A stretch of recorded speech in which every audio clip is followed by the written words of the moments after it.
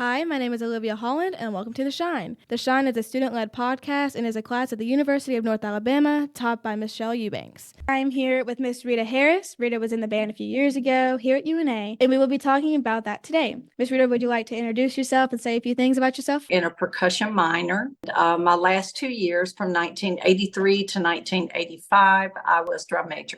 Oh, okay. So we're going to start off with our first question. When did you have your first experience with an instrument? I was actually from Wayne County, Tennessee. So I was in Waynesboro, Tennessee, and we officially started band as fifth graders. But I actually was a piano student from the time I was 7 years old. Okay, so did you get like private lessons with piano? I did. Okay. Yeah. So did you play that in college or did you switch to, like you said, flute or percussion? Well, actually, I went into college as I thought I could be a piano major and be a band director. When I was registering, Dr. Simpson was the one that we used to have to get like computer cards. I don't know. Yeah. Okay. For our classes. And because at that time they were doing, I guess it was Fortran is what they called it. I went to get my card at the table and I had to start college in the summer because at the time they were not charging out-of-state tuition. I got a phone call from Dr. Ed Jones the night I graduated high school. He said, Rita, he said, I'm trying to call all the out-of-state band students because they just voted that they're getting ready to start charging y'all out-of-state tuition. If you don't start college here in just a couple of weeks, you're going to have to pay out-of-state. So if you can, come on into college this summer. So within 2 weeks, I was in college. I had not planned that. So I went in to get my card. And Dr. Simpson looked at me and he said, I thought you were going to be a band director. I said, I am. And he said, well, you can't major in piano. You've got to major in a band instrument.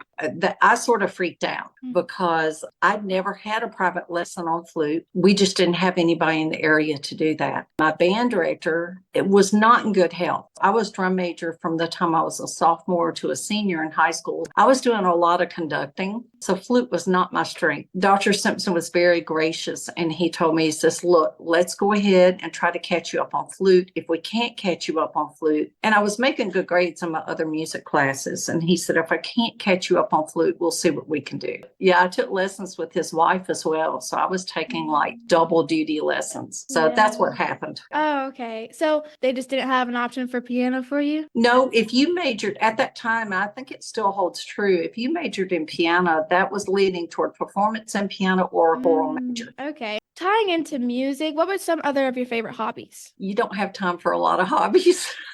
True. Later on in life, I started doing, I like doing crafts. I do calligraphy or I've done a thing called iris folding. That's IRIS, iris folding. So I enjoy doing things like that. I'm just now starting to learn how to use my Cricut machine. Oh, okay. So yeah. How so exciting. Little things like that. A little bit of jewelry making. Oh, jewelry making?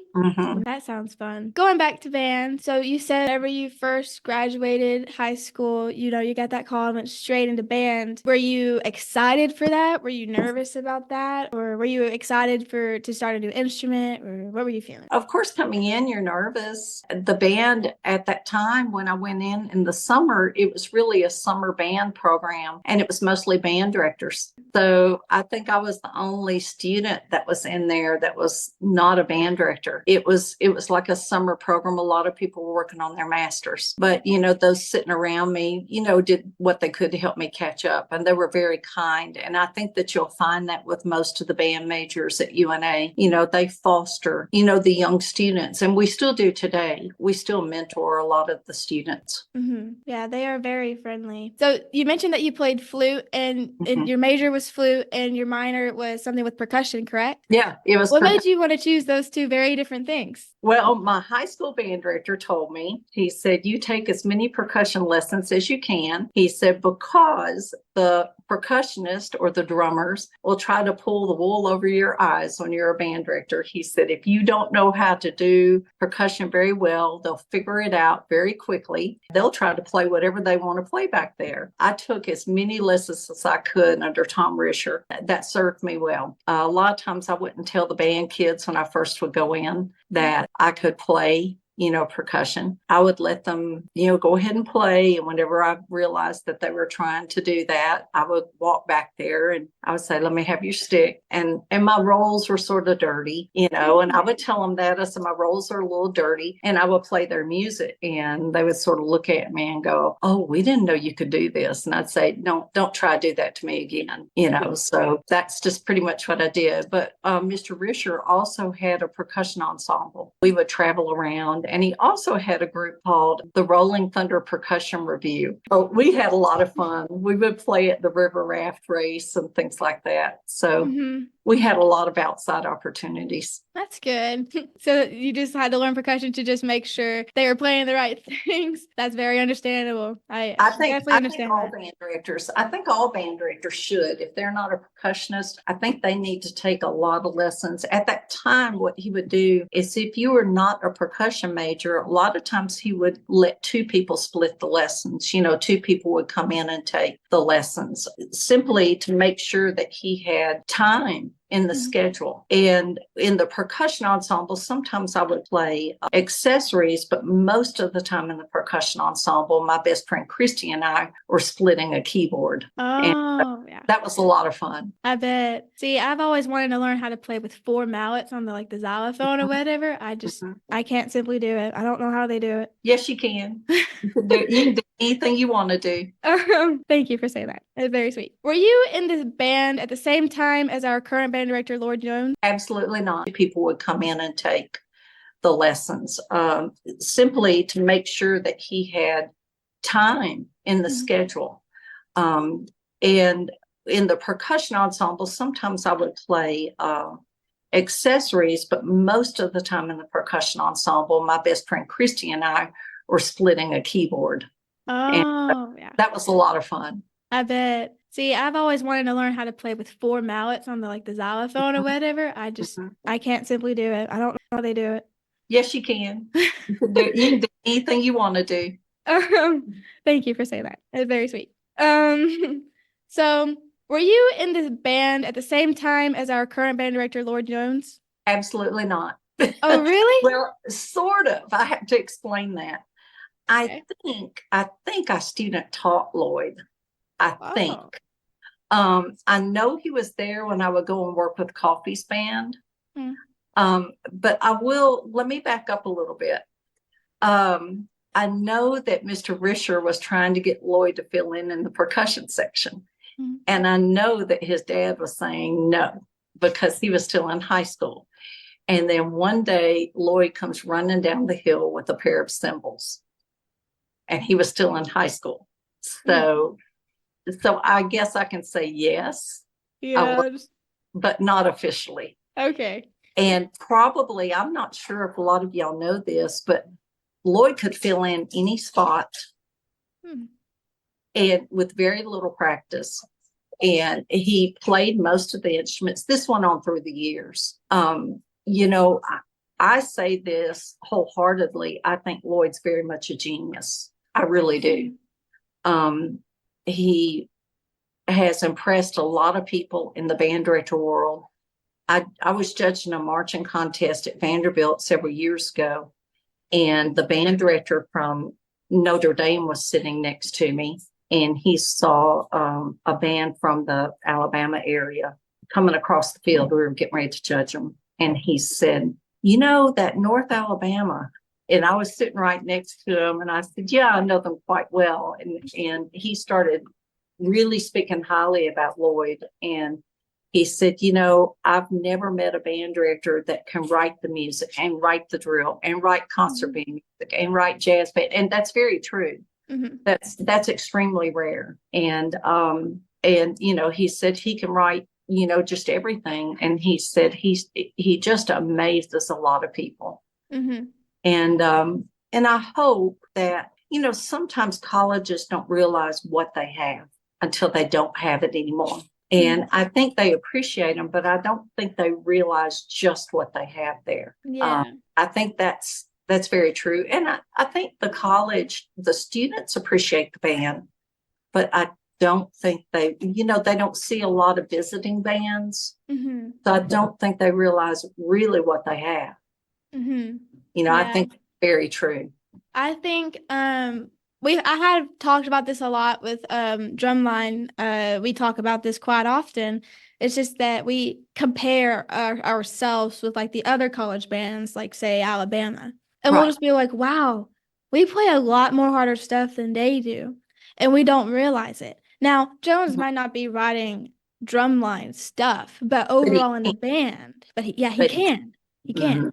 But overall in the band, we do play a lot more complex than any other university show I've seen. And the more you realize, the more it's just like, wow, I could never do that.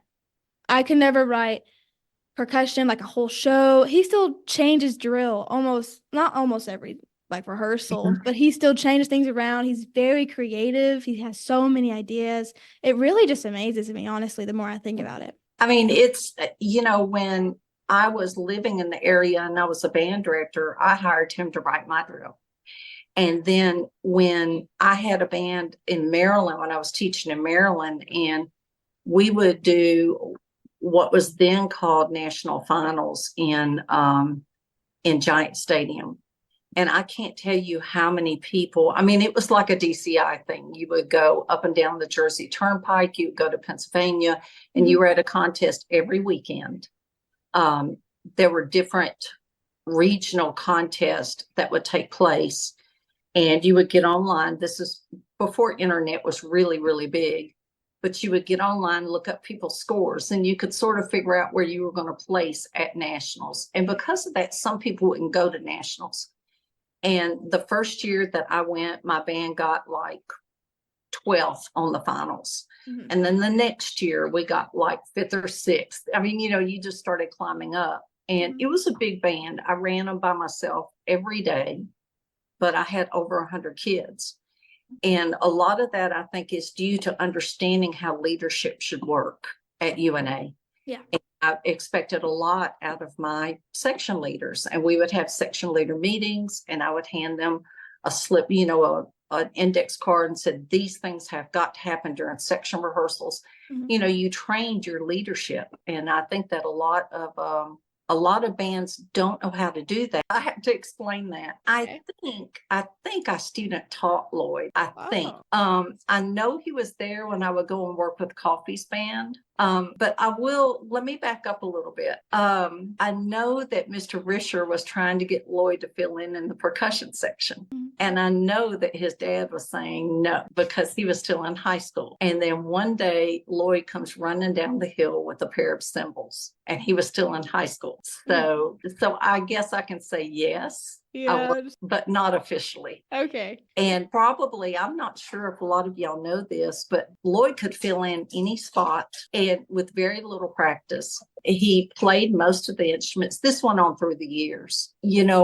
I say this wholeheartedly. I think Lloyd's very much a genius. I really do. He has impressed a lot of people in the band director world. I was judging a marching contest at Vanderbilt several years ago. The band director from Notre Dame was sitting next to me. He saw a band from the Alabama area coming across the field. We were getting ready to judge them. And he said, that North Alabama. And I was sitting right next to him, and I said, yeah, I know them quite well. And he started really speaking highly about Lloyd. He said, I've never met a band director that can write the music and write the drill and write concert band music and write jazz band. And that's very true. That's extremely rare. He said he can write, just everything. And he just amazes a lot of people. So, his daughter, Catherine Jones, she's in this organization called TBS. UNA has a chapter of Pi Beta Sigma on campus, also known as TBS. Were you a part of that?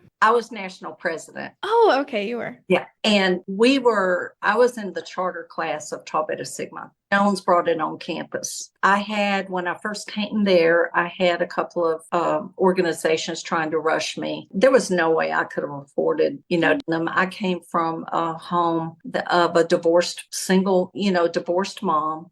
She was an x-ray tech. She was a hard worker. And I was essentially putting myself through school. She would help wherever she could. But I did work study. I had grants. that kind of thing.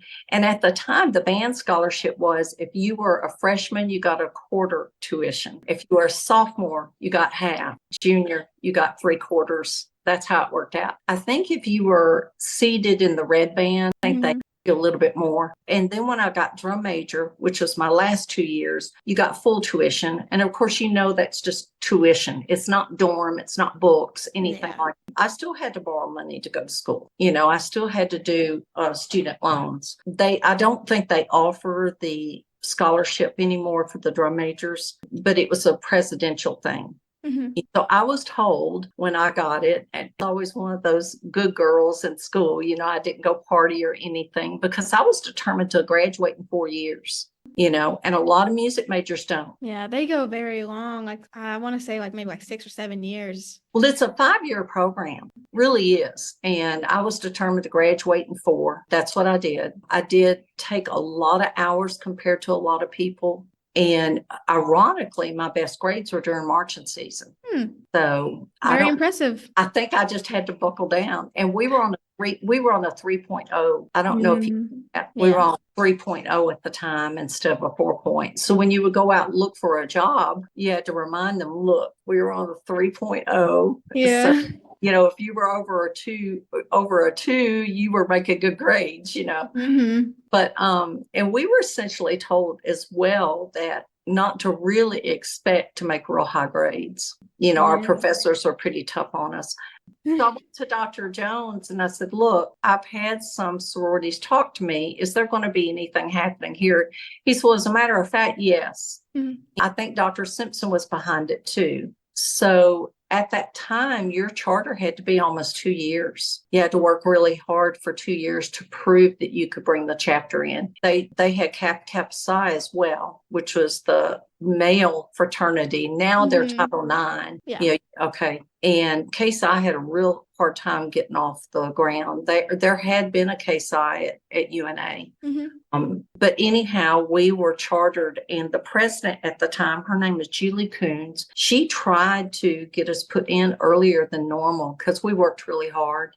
So before I graduated, we were installed, and we were installed by the University of South Carolina. They drove in to install us. Wow. So yeah, I was really proud. So when I graduated, I was at Midwest, the big band directors convention. I saw that they had a booth. I didn't realize it could continue. And the executive director pulled me aside and said, I want to talk to you at lunch. He remembered me being involved because I was an officer, and he asked if I would run for office. So I went to convention. I'd never been to the national convention. And ran for office and got elected and moved up the ranks. Yeah. That's good. Wow. I could never do that. Yeah, you could. It's a fantastic organization. It really is. UNA to me has always had a real good chapter. They've held true to what the meaning is. Yes. Let's see. Okay, so with UNA, you said you moved in the summer. What was your first core memory with UNA? It would have to be, I remember the summer. It was sort of a blur, but I'll never forget sitting in the band room and the very first note that we played. Oh, really? Was it loud? It was strong. It was a good, solid, strong sound, and it was exciting. And the next one, and I've talked to my husband about this. My husband is a retired band leader with the Marine Corps. Oh, really? Yeah, and a fine trombone player too. We've known each other over 35 years, but we just got married last year. Oh, okay. Yeah. But I'll never forget, I guess, we would enter the field from the front back then. I'll never forget entering the field. We did an automatic 4-count turn and hit the first note. Mind you, I'd been drum major for 3 years. So this is the first time I had marched in the ranks. I didn't know if my legs would move. I'm serious. It really was. I was always nervous marching in the ranks, but I was never nervous on the podium. Oh, yeah. It's like you're home. It was. It was. Yeah. See, my first time with the band, I wouldn't say it was like our first performance that really shook me, but we were at practice. It was one of our first practices. I've always been with the drum line the whole month of July into August because it was us getting our drum camp going for high schoolers and then us practicing. So I never really had heard the band yet until band camp. I was like, wow, that sounds totally different. And then the first home game band that we had. I messed up on the field because I was listening to the band. I got so distracted. Really? So yeah, it really shook me, like actually. Well, my husband and I need to tell you this. My husband and I were really, really impressed with the tonals. Mm-hmm. We were impressed with y'all. And Oh, that's one thank thing, you. weren't we? That we said, man, listen to those bass drums. We were very impressed. Yeah, thank you so much. We still tune them every day. That's We great. Yes, we always change the tuning. Some like we recently just raised up the tuning. Did you? Mhm. Is it because the head stretched? No, it was mainly because, Jack Albert, he Yeah, recently became one of the assistant drum assistants, and he told us to try and bring it up a little bit. So we did. make them brighter. Yeah. Yeah, make him broader, make him come out more, add some more texture into the music. I talked to the high school band director that I was working with into having him write for us. I love his writing. His writing reminds me of Tom Risher's. His writing Mm-hmm. is very melodic, Yes. and you could hear Tom's writing without the band and it phrased. A Mm-hmm. lot of times Ed Jones would say, drumline, play from letter A to letter B. And they would, and he would tell the band, I want you to release it just like they did. Mm-hmm. Yeah. And I really thought that was cool. Yeah. Oh, okay. Well, we're gonna go ahead and end it here. Okay. Oh, we have one more question. I'm so That, sorry. The last question for this would be, how was the University of North Alabama foundational in your pathway to success? oh, wow. I got to travel all over the country at districts and stuff, visiting other colleges. I knew I had a great education, Mm-hmm. but I did not know how good. There were two things that traveling to the other colleges, I got to see just how good it was. But I will tell you one thing that really happened, and it was my first principal, and it was north of Nashville. I walked into him before school started. Mm-hmm. And I asked him some questions. I asked him, where is this? Where is that? And he looked at me and he said, and this is before school started. So, I hope I'm not trying to brag. And he said to me, he says, you are the first year teacher I've ever met that is so well prepared. Oh. And he talked about how he appreciated how I wrote my lesson plans. And, I just never felt green as a teacher. Yes. And I was just so proud. I'm telling you, people need to be proud attending UNA. You're Mm-hmm. well prepared. And I think that the professors, the ones I had at least, they're very nurturing and they're there, but they don't allow you to be babies. They expect you to grow up. Yeah. But they're there for you. And I really hope that y'all are experiencing the same thing I did. Mm-hmm. I thought all colleges were that way until I got out. Yeah. And I've been on campuses and I've seen, other campuses and how they function. Mm-hmm. And I've also had student teachers from other colleges. And Oh. yeah, Yeah. I can tell you that you need to be proud of your education, but also you need to glean whatever you can from those professors and dig in. You're going to get tired and you're Mm-hmm. going to go into those classes and say, I just want to get this class over with. But remember, you need to get as much as you can now, Mm-hmm. because Yeah. it may be a while before you go back if you do it all.